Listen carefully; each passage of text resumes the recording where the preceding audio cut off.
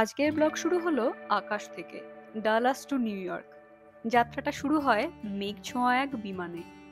জানলার পাশে বসে ক্যামেরা অন করতেই দেখি তুলোর মতো মেঘের রাজ্য ছড়িয়ে আছে যত দূর চোখ যায়। আকাশ যেন সাদা স্বপ্নে ঢাকা। নিউ ইয়র্ক সিটির মাটিতে পা রাখতেই চারিদিকে শুধু আকাশ ছোঁয়া বিল্ডিং আর বিল্ডিং। যাই হোক, হাঁটতে হাঁটতে পৌঁছে গেলাম আমাদের হোটেলে, যেটা মিড টাউন ম্যানহাটানে ঠিক ইস্ট রিভারের পাশে। রিসেপশনে ঢুকেই ছিল একটা আরামদায়ক পরিবেশ, বেশ কিছু ইনডোর প্ল্যান্টস দিয়ে সাজানো। তারপর রুমে গিয়ে যখন জানলার পাশে দাঁড়ালাম, দেখি নদী, ব্রিজ আর সেই বিশাল শহর একসঙ্গে চোখের সামনে। ক্যামেরায় ধরে রাখলাম সেই দৃশ্য, যা শুধু দেখার নয়, অনুভব করারও বটে। আর মনে পড়ছিল কোনো এক সময় বইয়ে পড়েছিলাম এই নিউ ইয়র্ক শহরই হলো বিশ্ব বাণিজ্য, অর্থনীতি, art, culture, technology, entertainment, media এইসবের কেন্দ্রবিন্দু।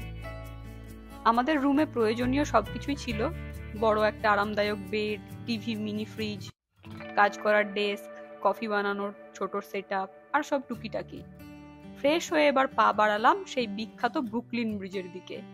টাইম স্কোয়ার পেরিয়ে সাবওয়ে করে গিয়ে নামলাম ব্রিজের কাছে। তারপর ইউএস পোস্ট অফিসের বিশাল প্রাসাদ দেখতে দেখতে শুরু হলো লম্বা হাঁটা।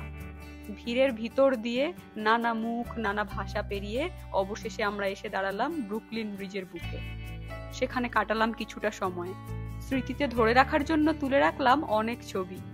ঠান্ডা হাওয়া, ব্রিজের ব্যস্ততা আর আমাদের সুন্দর মুহূর্ত সব মিলেমিশে যাচ্ছিল এক ফ্রেমে। শহরের গর্জন, ভিড়, কোলাহল সবকিছুই যেন এক অনবদ্য ছন্দে মেতেছে। আর দূরে ওই স্ট্যাচু অফ লিবার্টি দেখে মনে হচ্ছিল কখন সামনে থেকে দেখতে পাবো। যাই হোক, এরপর হেঁটে হেঁটে পৌঁছে গেলাম ব্রুকলিন ব্রিজ পার্কে। নদীর ধারে বসে কাটালাম কিছুটা সময়। একটু ক্লান্তি, একটু হাসি, কিছু গল্প আর একটা সুন্দর সূর্যাস্ত। শেষে আবার সাবওয়ে ধরে ফিরে এলাম হোটেলে। জানলার পাশে বসে আলো নিভে আসা শহরটার দিকে তাকিয়ে মনে হচ্ছিল এটাই তো আসল নিউ ইয়র্ক।